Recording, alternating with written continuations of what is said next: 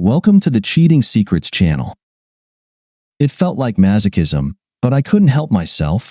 30 minutes on the rowing machine, followed by 30 minutes on the damn treadmill. Every single day for the past 9 months. The only thing that changed was the music. I didn't have a smartphone, but I did have an old MP3 player, and I loaded it with anything I could find to drown out the anger. I suppose I should say it was to drown out the pain, but the anger seemed to grow with each passing day, pushing the pain into the background. Revenge scenarios played out in my mind as heavy metal blurred the reality around me. Both exercises were done on autopilot, without much thought or focus on what I was doing. For an hour each day, I entered a self-induced trance, consumed by the rage sparked by my wife's infidelity. After a quick shower at the gym, I walked to work. It would have been more practical to drive the 5 kilometers, but I found that the time spent walking helped calm me down. It usually took 58 minutes. In bad weather, a little longer. Not a fast pace, but good enough to slow my heartbeat. After work, I walked 3 kilometers back home at a more leisurely pace. The weekends disrupted the routine a bit, but I managed to fill that time by working around the house more than usual. I spent extra time mowing, trimming, and edging. Small details that I normally overlooked started catching my attention. Painting and patching became important because they filled the time. My MP3 player became my best friend. I earned a decent living working as a mechanic for Volvo. I specialized in commercial diesel fuel, and my certifications were always up to date. The income was enough to pay for my 2 daughters' college tuition, though we took out a second mortgage to cover some of the costs instead of burdening the girls with student loans. I suppose you could say that my family problems started with music. My wife, Robin, prefers classical music, which I can't stand. For her sake, I tried for several years to get into it, but it just wasn't meant to be. So, we had different tastes in music. That, in itself, wasn't enough to ruin a marriage, but she decided to take things further. She met other people who shared her musical tastes, which led to her joining local music producer and enthusiast associations and getting involved in them. The group had plans for concert trips, and she started signing up for everyone she could. Of course, she didn't even consider asking me to accompany her. When the trip started including overnight stays, I felt the need to do a little investigating. Serge Gorski was a pianist. He taught at the local college and played with several classical orchestral groups in the area. He regularly traveled to New York, Philadelphia, and Baltimore for performances. My wife was enamored with him. Although she had kept quiet for a long time, it wasn't difficult for me to figure out that she had indeed become his personal lover during their trips. After gathering all the facts, I waited for the right moment and laid everything out for her. "Honey, we need to talk." Of course, things didn't go the way I expected. She didn't deny anything. She admitted to everything and in essence said, "So what?" I'm not a particularly smart man. I didn't know how to react to her response. I expected remorse. Instead, I got indifference and defiance. That moment changed our lives. At first, I was overwhelmed with grief and sadness. The pain was unbearable, but I kept myself together. I didn't say anything to our daughters or anyone else. Robin carried on as if nothing had happened. She cooked, cleaned, and kept the house in order, just like always. The only major change was that I now slept in the guest room. Robin had never worked, so she spent all her free time with her friends. Although we still lived in the same house, we were more like brother and sister than husband and wife. Her trips and outings became bolder. Photos of Serge and Robin started appearing in newspapers and local magazines, portraying them as a couple. There was no mention of me or the fact that she was married. Over time, my pain slowly turned into anger, and that anger grew to the point where it became hard to control. I didn't turn to alcohol. I went to the gym. I lost 20 kilograms. I was in the best shape of my life. I stopped taking medication for blood pressure and cholesterol. At home, I only ate dinner, and I quickly got used to whatever Robin cooked. For every kilogram of weight I lost, I gained 10 kilograms of bitterness. I became a bitter, hateful man. Even my friends and coworkers began to avoid me. And then I met Seymour. Seymour had been going to the gym for about 2 months before I spoke to him. During my workouts, I tended to keep to myself and rarely interacted with others. Some of us would casually nod or occasionally exchange quick handshakes. Seymour didn't socialize with anyone. Sometimes, I noticed him talking to himself. When you have headphones on, you don't always realize you're humming along or talking out loud. One day, he caught me smiling while he was deep in thought, and from then on, we developed a light, casual relationship. We started working out on the treadmill together, and then I slowly introduced him to the rowing machine. He was as focused on his exercises as I was. I quickly realized that we shared the same motivation. We began having coffee after workouts, and that led to the occasional lunch together. Having Seymour as a friend made things a lot easier. Finally, I had someone to confide in. I could pour my heart out. But instead of easing my frustration, it only made me angrier. Seymour didn't like running on the treadmill. In fact, he didn't like running at all. Physically, he could run, but mentally, he preferred not to. His wife, Trisha, was a fitness enthusiast. About 5 years ago, she became obsessed with fitness, and that's where it all started. She spent as much time as she could cycling, swimming, and running. The worst part was that she wasn't doing it alone. Marathons and Ironman competitions were constantly being held, and she participated in every one she could. Naturally, Seymour wasn't invited. Jan Dickens, a world-class triathlete, was happy to offer Trisha his companionship. It wasn't hard for Seymour to figure out that they shared transportation, hotel rooms, meals, and even business meetings. He confronted his wife. She told him to deal with it. One evening, after work, Seymour and I were eating ribs when the situation came to a head. Robin was in Washington, D.C. with Serge, and Trisha was in Hawaii for the Ironman in Kona with Gene Dickens. The ribs would have tasted better with a few cold beers, but we settled for unsweetened tea. "You know, John, we're just a couple of pathetic fools," Seymour said, shaking his head with a slightly somber look. He wasn't laughing. "Come on, Seymour. I'm not a fool." "Oh, really? How would you describe two guys who know their wives are cheating on them and just go along with it?" I paused for a moment, considering his words, then casually waved over the waitress. "Could you bring us a couple of beers, please?" "Seymour, I'm not a fool. I refuse to be." "Prove it." "John, we're both miserable men, hiding our grief by working out until we can't anymore. Do your daughters know what's going on?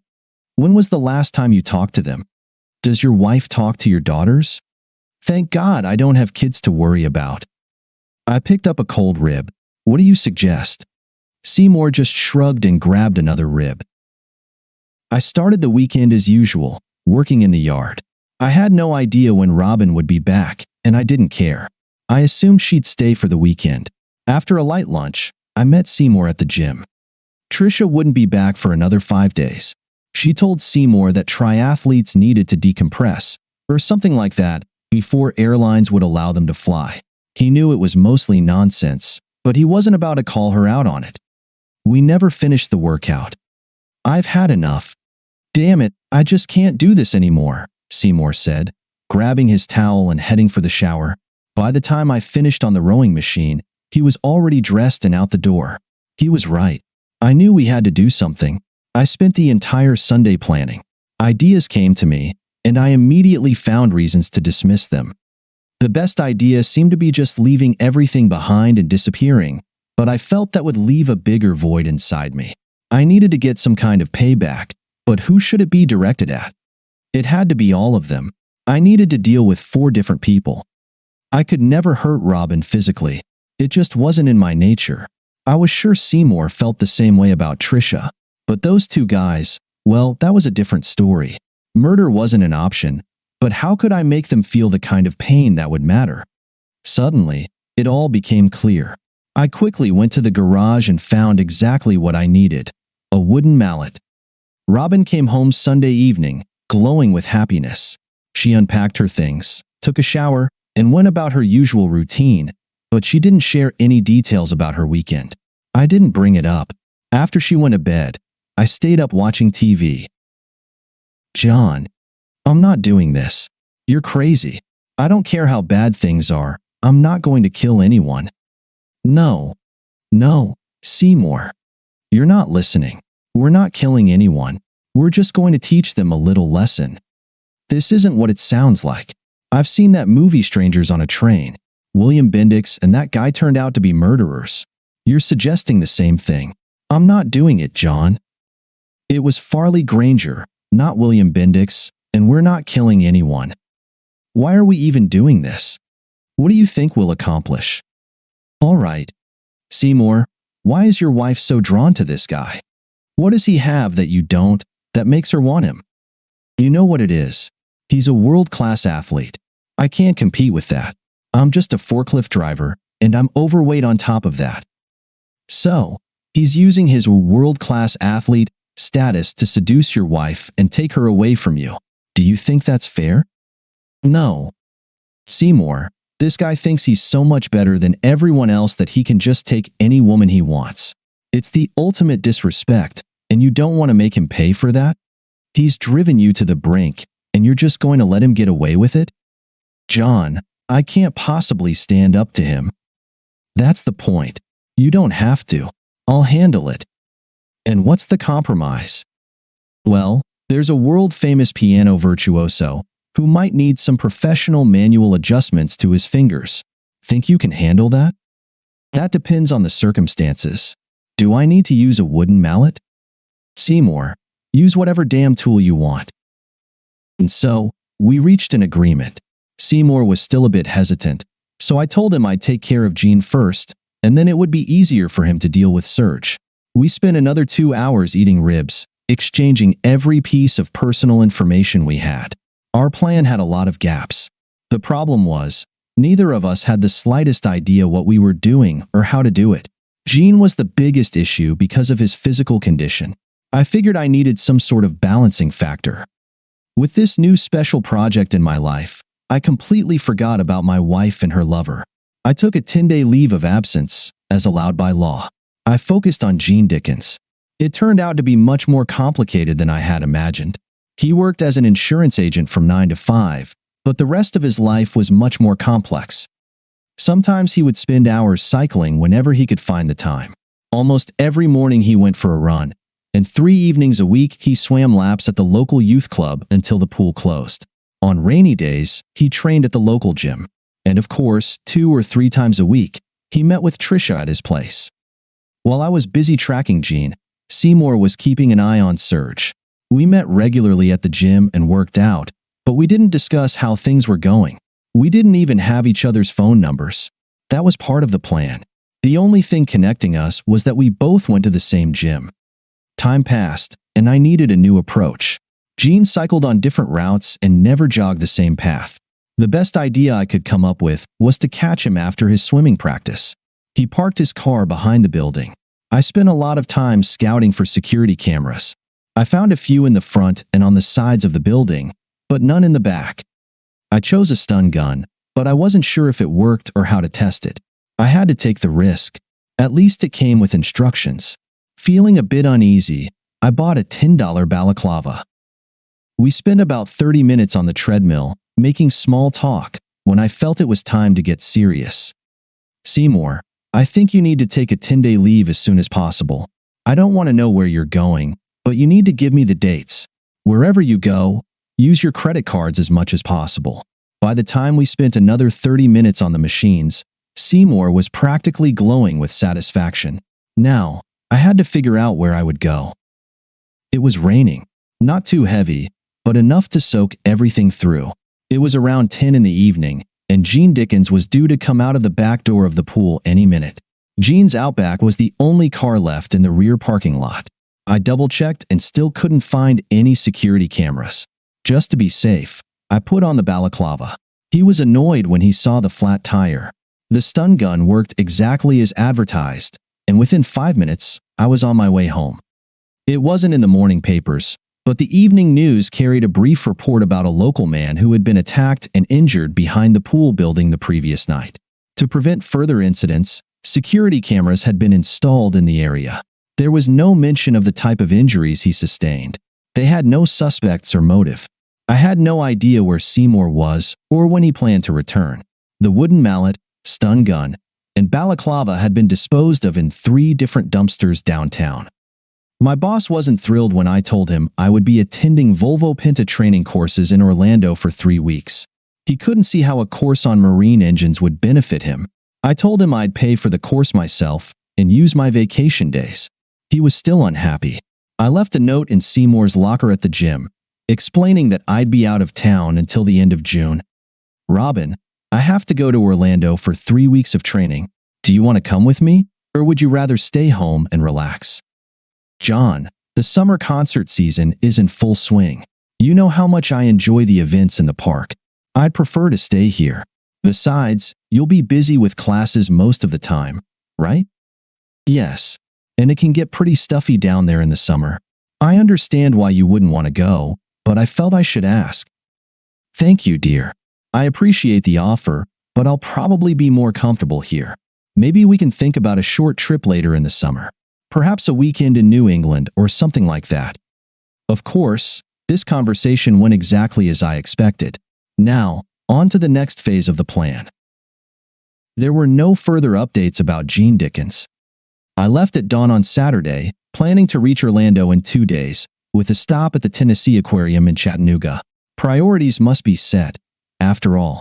Fortunately, the school had arranged a long-term rental that included a small kitchenette. I didn't want to eat out every day. I made sure to call Robin and let her know I arrived safely. The local newspaper charged $1 a month if you wanted to read it online. I took care of that as soon as I got settled into the course. Starting tomorrow, I would carefully check the news from back home, paying special attention to police reports. I was eager to see if Seymour would follow through on his part of the agreement. I also wanted to know if the police had any leads regarding the Dickens incident. Within a kilometer, there was a Planet Fitness gym, and I took advantage of my guest privileges there. The first week of my time off was boring. The second week was interesting, and the third week was simply fantastic. Of course, I'm not referring to the school training. That was top-notch the entire time. Every day, I scanned the newspapers for something interesting. There was a concert held in the park, organized by my wife's lover. I'm sure she enjoyed that little outing. At the end of the next week, an article appeared on the front page about a horrifying attack on Serge Gorski, a professor at the local university and conductor of the symphony orchestra. The police seemed to think it was some sort of professional vendetta since the only injuries he sustained were to both of his hands. There was also a comparison made to the recent attack on Gene Dickens, but they couldn't link the two incidents. At that point, there were no suspects.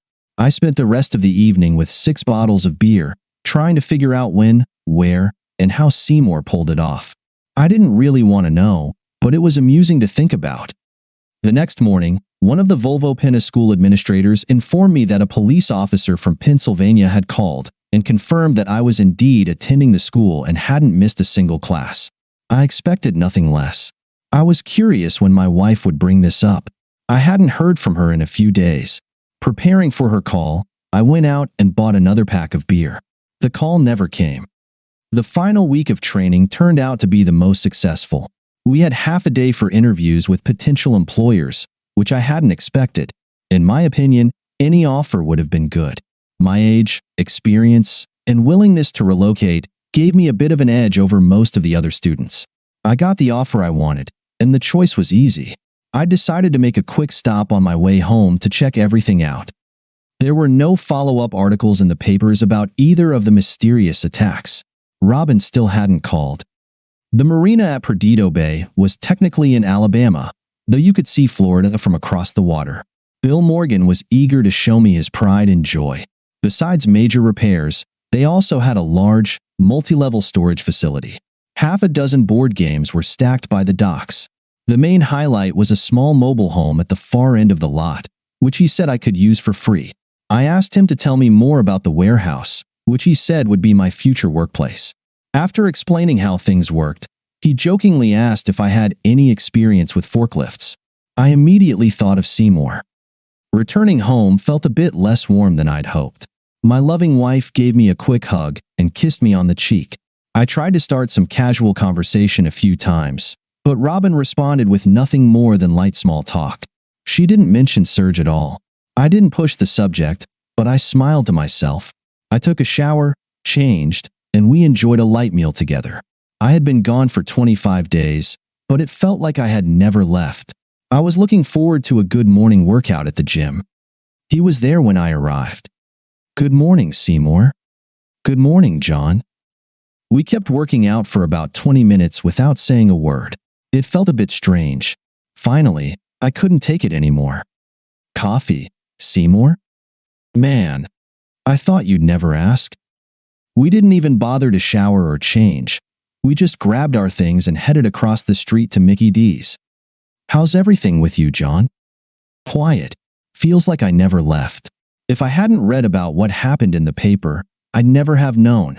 How about you?" "The complete opposite. Trish is furious and taking it out on me. The police cleared me completely, but she's convinced I had something to do with the attack. She's spending more time with him, playing nurse, than she is at home. She even stayed over at his place a couple of nights. In a way, it's kind of a relief. I enjoy being away from her more than being with her. You did a pretty good job on him. His triathlon days are over." I wasn't sure. I never read about the exact injuries he had. "Did you have a tough time with the police?" "They were ridiculously thorough. They checked my phone records and bank accounts, trying to tie me to the attack. After about a week, they finally gave up. Trisha was the one pushing the hardest to get me in trouble." "Just curious, but where did you go?" "I was on a windjammer cruise out of Rockland, Maine. I loved it." "Good for you." "I had to sit in a classroom for 8 hours a day for 3 weeks." "So, what now, John?" "Well, I don't know about you, but I'm getting out of here. I've got a job near Pensacola, and I'm leaving at the end of the week." "Are you going to divorce her?" "No. I'm just taking everything and walking away. If she wants a divorce, she can file for it. I'm curious to see if old Serge will step up and take her in or leave her hanging." "What about your house and everything else?" "I'm leaving her everything, except the money in the bank. She gets the mortgage, the car payments, the utility bills, and her credit card." "That gives me something to think about. You'll let me know where you end up, right?" "Of course. By the way, did you have any trouble with Serge?" "Not really. The day before, I sprayed the garage security cameras with wasp spray and grabbed a meat tenderizer from the kitchen to finish the job. One quick hit to the head, then about half a dozen blows to each hand. I even made sure to break both of his thumbs. He never saw me. When I left, he was still unconscious." When I got back from the gym, Robin wasn't home. I quickly showered and headed to work. My boss wasn't happy when I quit. I closed all our bank accounts, leaving only a few $100s. I also canceled all the credit cards. We usually kept them at a zero balance anyway. After another quiet dinner with my wife, I grabbed a beer and went to the study. I took out my passport, birth certificate, and military registration card. I didn't plan on taking much else with me. My work tools were already on the back seat of the Subaru. The only things left to pack were some clothes and my laptop. Robin was talkative, but still very reserved. The next morning, she left early. Over a year ago, she had stopped telling me where she was going whenever she left the house. I guess she felt I didn't need to know. It took me less than 30 minutes to load the car. At the last minute, I decided to take the George Foreman grill. It seemed like a good idea. I was on the highway near Luray when I decided to let Seymour know I was leaving. It was a short text message, Perdido Bay Marina. Whatever he decided to do was fine with me. It only took me a few weeks to settle in. During that time, my phone remained off. The work was different, but still the same, if that makes sense. I spent most of my free time fixing up the trailer. Everything worked fine, but it needed a little love and care. The second bedroom became a storage space. About half a kilometer down the road from the marina, there was a small diner that was open 24/7. I found myself eating there most of the time. Unfortunately, the nearest gym was 10 kilometers away, so I took up jogging. I didn't enjoy it, but I did it anyway. At least there were no hills. Then my first guest showed up. "Seymour, you found me." "Not that hard, John. GPS led me straight here. Bob's your uncle." "Who the hell is Bob?" I thought. "Are you just passing through or staying?" "Staying, if you've got room. I've got nowhere else to go." We spent about an hour getting Seymour settled in the second bedroom, then grabbed a bite at the diner. Seymour had driven nonstop for 16 hours and was exhausted. The next morning, I let him sleep in. Bill Morgan hired Seymour right away. He hated working with forklifts and was more than happy to switch jobs. The pay was lousy, but Seymour didn't seem to mind. He just wanted enough to get by. He had a stash of cash he brought with him. Later, I took him to Foley's so he could rent a safe deposit box at the same bank I used. It wasn't very secure to keep it in the trailer. Tricia kept insisting to the police that Seymour was responsible for the attack on Gene Dickens. They couldn't prove anything. His alibi in Maine was rock solid, and they couldn't find any accomplices. Naturally, their relationship deteriorated quickly. Tricia demanded that Seymour leave the house, to which he refused. In the end, she moved in with Dickens, and 2 days later, Seymour got exactly what he wanted. I decided it was time to reach out to my daughters. First, I called my eldest, Clara. As soon as I said, "Hello," she hung up. Cora, my younger daughter, was a bit more open. Before hanging up, she called me an inconsiderate jerk. I tried again and failed miserably. Well, at least I wouldn't have to pay for 2 expensive weddings in the future. I turned off my phone again. Seymour and I settled in fairly quickly. Every morning, I jogged about 10 kilometers, and then we'd meet at the diner for breakfast. They made a delicious low-carb meal just for me. We ate lunch whenever it was convenient. A couple of weeks went by, and things changed. For the past 6 months, R.G. Martin had been living on a Nordic tug in Slip 16. She didn't have any land transportation, so Seymour was more than happy to drive her wherever she needed to go. Soon, I lost my dinner companion, and shortly after that, my breakfast buddy too. Before long, the second bedroom in the trailer became a storage room again. Seymour was happy, and I was glad for him. Whenever I tried to talk to him about her, he'd change the subject. Bill Morgan wasn't much help either. He was just happy that RG paid her slip fees and utilities on time. She never asked for any special treatment. Something was going on, but as long as Seymour was happy, I didn't pry. It felt like I had lost track of time. Nearly a year had passed since I left. I hadn't spoken to my wife, my daughters, or anyone else back home. Sometimes, Seymour, RG, and I would go out for dinner, and we always had a good time. I managed to learn that RG was originally from Ohio, had been a military wife, and had no children. She never mentioned her husband, and I wasn't going to ask.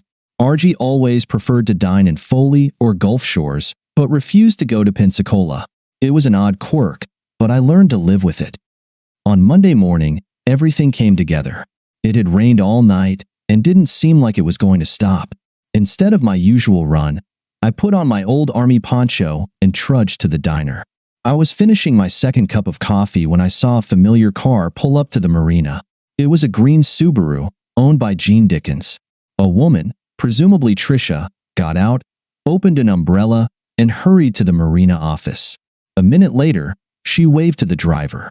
Gene stepped out of the car, limping slightly, and made his way to the office, trying in vain to dodge the raindrops. "Damn it, Seymour. Pick up." Finally, he answered. "Seymour, you've got a problem. How quickly can you drop everything and get the hell out of here?" "What the hell are you talking about?" "Slow down. Your wife's here, and she's with Gene Dickens. They're in the office talking to Bill right now. It's your call. You can either talk to her or quietly slip away. I think the rain will give you good cover." "John, it'll take me at least 15 to 20 minutes. Can you stall them?" "I'll try. Hurry up." My next call was to Bill. He chuckled slightly as he agreed to send the guests to my trailer instead of RG's.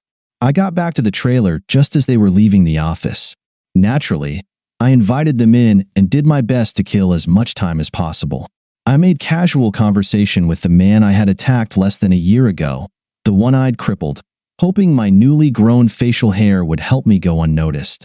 They never explained why they were there or why they were looking for Seymour. I didn't ask.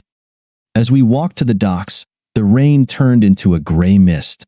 The tugboat was barely visible on the far side of the bay because of the fog, but I was the only one paying attention to it.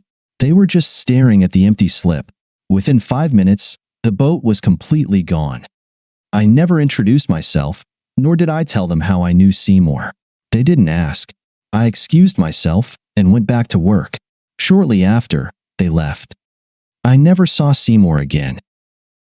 A few months later, we had a visit from Phil Martin, Argie's brother-in-law. He was looking for Warren, Argie's husband. The last time Phil had spoken to his brother was over a year ago. Warren and Argie had been docked at Blackwater Bay in Pensacola. The Escambia County Sheriff's Department had received several reports of domestic disturbances involving the couple, and then the complaints suddenly stopped. Warren Martin had retired from the U.S. Air Force, and his pension checks were still being cashed, even though no one had seen him or his wife in over a year. I had no idea how Phil tracked Argie to this place. Maybe it was just a lucky guess. Another 6 months passed. I missed Seymour. The work was steady, but I was getting bored. I spent my evenings wondering if I should look for a companion or maybe search for a new place to live. I avoided bars and never went to church. The gym was a bit awkward, and none of the waitresses at the diner seemed interesting enough to date. Eventually, I became interested enough to reach out to Volvo Pinta again. They had 2 good openings, one in Biloxi, the other in Galveston. I couldn't decide. I was having lunch, trying to choose between the 2 options, when I was rudely interrupted. "Hello, John. You're not easy to find."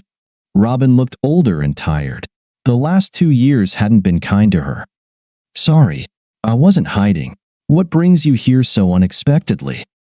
She slid an envelope across the table to me. "Your final divorce papers. I thought you might need them.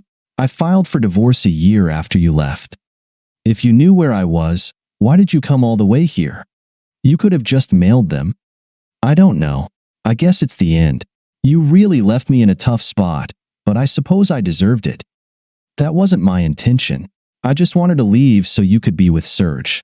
I felt like I was holding you back." "Well, you didn't leave me much. No money in a house that was mortgaged, which the bank eventually took. What really upset me was that you took the George Foreman grill. I figured your lover could replace me. By the way, where is he?" After Serge's accident, things didn't go as planned. About 6 months ago, he went back to Estonia. "You didn't go with him?" "I wasn't invited." I didn't comment. Serge was a little annoyed. He thought you had something to do with his attack. After that, things between us seemed to fizzle out. And now what? Clara got married last June, and they moved to Ocala. I'm planning to move in with them and be a grandmother. I decided to take a detour on my way to deliver your papers. Foolish me. I sat there like an idiot, waiting for some kind of apology, but it never came. In the end, it felt like she was still rubbing it in my face. There was no remorse, no regret on her part. "Well, Robin, I'm glad you stopped by. I'm sorry I missed Clara's wedding, but it seems like she didn't want me there anyway.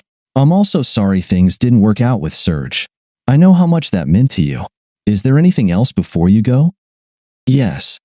I want the George Foreman grill." I settled on Biloxi. It was only a 2-hour drive away. The casino seemed interesting enough. I gave her that damn George Foreman grill. Thank you for listening until the end. See you in the next episode of Cheating Secrets. Take care of yourself and your loved ones. Goodbye.